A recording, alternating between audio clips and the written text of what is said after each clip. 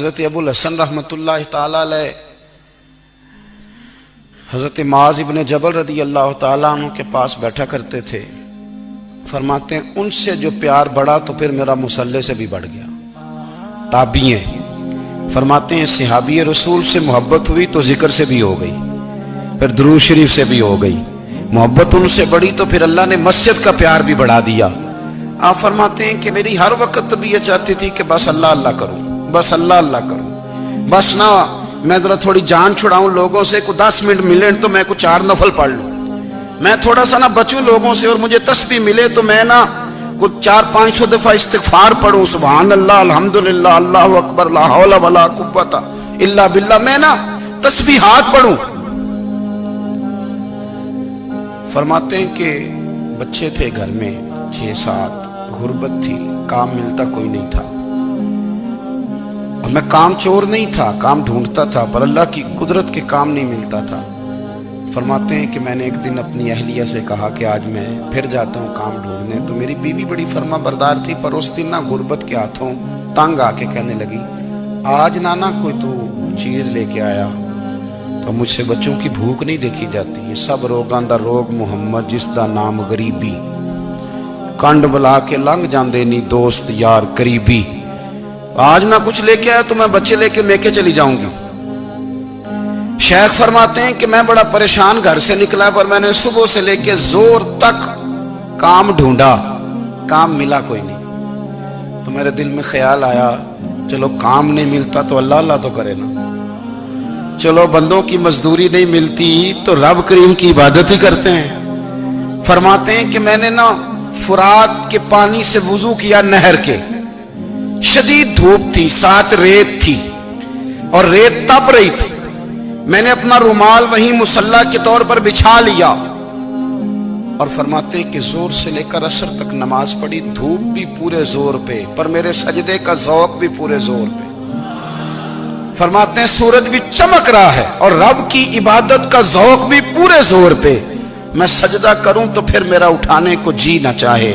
میرے استاد لکھا کرتے تھے, یہ ان کا شعر ہے, وہ کہا کرتے تھے, مجھے سوز دے, مجھے ساز دے, اور مجھے نیم شب کا نیاز دے, دم سجدہ خود کو میں توڑ دوں, مجھے ایسا ذوق نماز دے.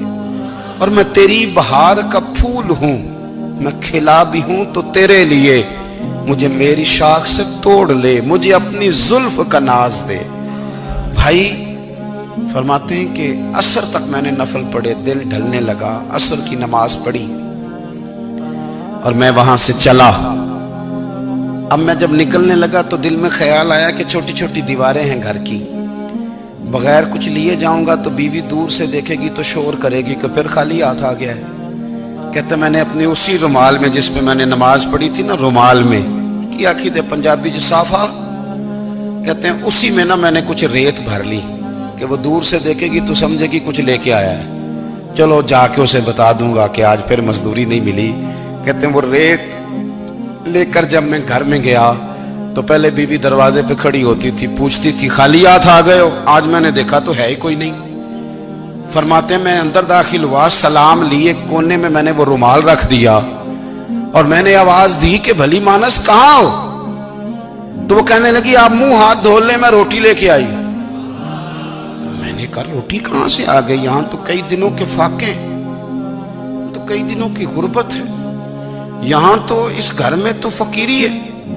فرماتے ہیں کہ وہ روٹی لے کے آئی, اور اس وقت کی جو موجودہ نعمتیں تھیں, سمجھ لیں سلاد, اچار, ہر چیز ساتھ لائی. میں نے کہا کہ بچے کہاں گئے؟ کہنے لگی وہ کھانا کھا کے کھیلنے گئے, آپ کھانا کھا لیں آ جاتے. کھانا اس نے چن دیا.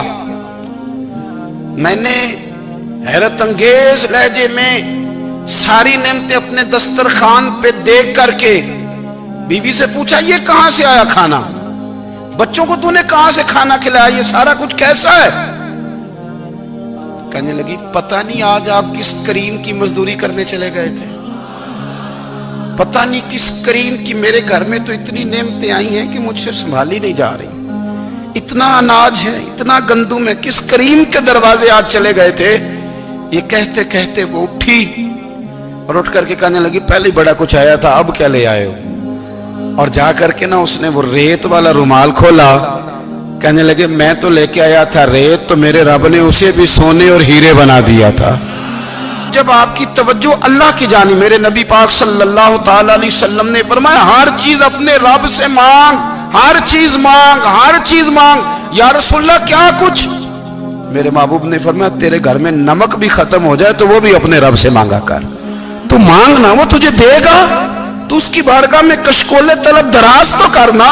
اور ترمذی شریف میں عجیب لفظ ہے، رسول کائنات نے فرمایا، رب کریم فرماتا ہے جب میرا بندہ ہاتھ اٹھاتا ہے نا تو مجھے حیا آتی ہے کہ میں خالی کیسے لوٹا دوں اس کے۔ اتنے بڑے بادشاہ کی بارگاہ میں، او بھائی لوگوں سے عزتیں تلاش کرتے ہو تو وہ کیا تمہیں عزت دیں گے؟ وہ تو کل اچھا کہتے ہیں پرسوں برا کہنے لگ جاتے ہیں۔ لوگوں کے سامنے گڈ بک میں آنا چاہو گے تو وہ تو سویرے تمہارے بارے میں کچھ کہیں گے، شام کچھ اور کہیں گے۔ اپنی روحانی زندگی آباد کریں، اپنے مسلح کو وقت دیں، اور دنیا سے چھپ کر اس موبائل کو بند کر کے اور اپنے آپ سے بھی چھپ کے اور تنہا ہو کے چھپا کے سارا کچھ اپنے آنسو اپنے رب کی بارگاہ میں پیش کریں، اس کے حضور حاضری دیں۔